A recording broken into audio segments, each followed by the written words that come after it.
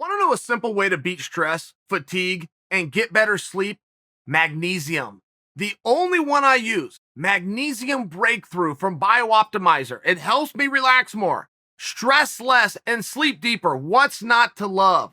When you get all 7 critical forms of magnesium, your body gets a serious upgrade from your brain to your sleep, pain, and inflammation, the muscle, tension. Guys, you know, taking care of your body and your brain is more important than ever. And with one simple action, you can start feeling the benefits quickly.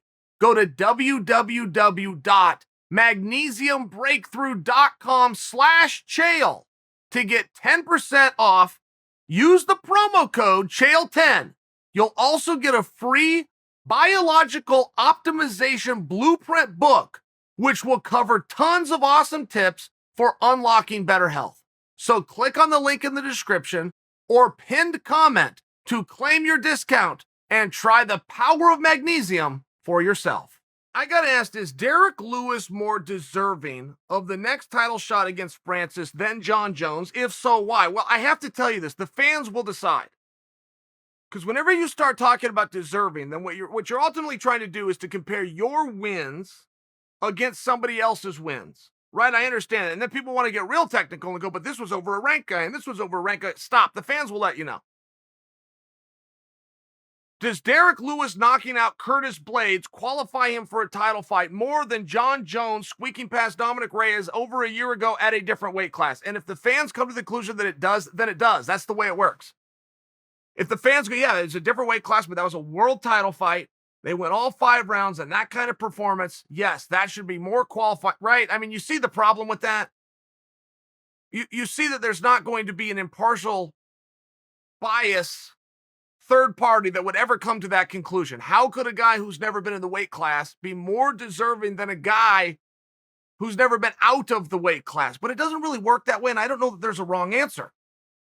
If I was to predict for you who will be fighting Francis next, I would predict for you it's going to be Derek Lewis. There's a lot of people that would want to see Jon Jones fight Ngannou, but Jon doesn't have a lot of people that love him. I mean, he's not going to have, this fan base. I don't mean that. He doesn't have a fan base that's behind him. Derek Lewis does. Derek Lewis can send out one message on social media. Jon would have to send 5 out for it to get retweeted, shared, and spread as virally as Derek. Derek has a base. Jon doesn't have a base. Jon has a lot of people that have followed him and want to see him get beat. And they're pretty sure Francis is the guy can do it. So they want to see him, but it's totally different when Derek Lewis has people that are behind him, know his story, know how tough it was, know how much he overcame, seen the successes that he's had, not to mention looking like an everyman, and people get behind Lewis. If I was to predict for you what's going to happen, I think those are very great options. Great options. I would count down the days for those. But the way this works is it gets turned over to the public, and then there's also a private negotiation. Jon has publicly stated he's going to be a pain in the ass for the private negotiation. Derek Lewis is saying, I already got a contract. I don't need to talk about anything.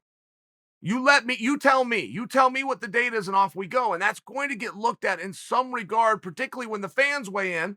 And I'm predicting for you, the fans are going to blow in the direction of Derek Lewis, who beat Ngannou most recently. Most recent guy to beat Ngannou is Derek. A lot of people remember that wrong. It seems as though it was Stipe. It wasn't. Stipe beat him. Ooh, drew right in. It was a weird match. I was there live. I mean, it was a very weird and strange match, but I'm sharing with you there is something very compelling about that style. And if you have Jon versus Francis, you just have the most colloquial story set dating back to 1993, which is the grappler versus the striker. As we're getting ready for that fight, is 100% of the conversation will be, can Jon Jones take him down and keep him there or not? That story works. It's fine. This is different, though. This is 2 bangers. This is 2 brutes. This is 2 guys with a tough luck story who have something in each other's past. And ultimately, Francis is going to weigh in. And if Francis has the sense that God gave geese, he's going to weigh in, lean in the direction of the fight that he's more confident he can win. I don't know who that is. Means that he didn't beat Derek Lewis before. Francis might be leaning towards the Jon Jones direction, but that will be a piece, and we'll have to get ready for it. It feels very inappropriate to have this discussion and not bring up Stipe. It feels very weird, particularly if you guys will just look back to 2 weeks ago when Adesanya took on Blachowicz, and the entire narrative going into that fight and on the backside of that fight was the size. The size discrepancy between Blachowicz and Adesanya, which was very real and very noticeable, and it was 1/3 of what Stipe went up against. It was 1/3 of the size deficit Stipe faced, but nobody talks about that. I understand why, because that's the division. That's the heavyweight division. But where's the credit? Where's the respect? You want to talk about Stipe's done? Stipe just went further with Ngannou than the last four guys did. One of which was Cain Velasquez, by the way. Stipe just put Ngannou in more danger than any of the last four guys did, one of which was Cain Velasquez, by the way. And he did it all while giving up 30 plus pounds of absolute muscle. That would be referred to and talked about in any other fight. That is a story coming in to Jones moving to heavyweight. Jones, who weighs more and will weigh in at a higher weight than Stipe just weighed in. But there was no credit given to Stipe. There was no respect, and there never is, to not only a champion, a genuine hero. A genuine hero. As close as I have lived in my lifetime to a superhero in real life is Stipe. Truly is. You guys would take this deal. You guys are out there, maybe your parents, right? Genie pops out of a bottle, that old scenario, and he tells you, I'll make a deal with you right now. Make your son Stipe Miocic. You take that. Oh, you'd be so proud. You'd be so proud. But for some reason, we don't look at what he just did with the huge size discrepancy.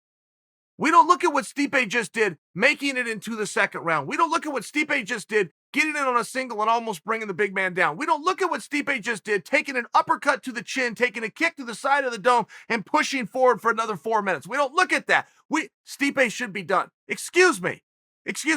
Take that idea and shove it up your ass.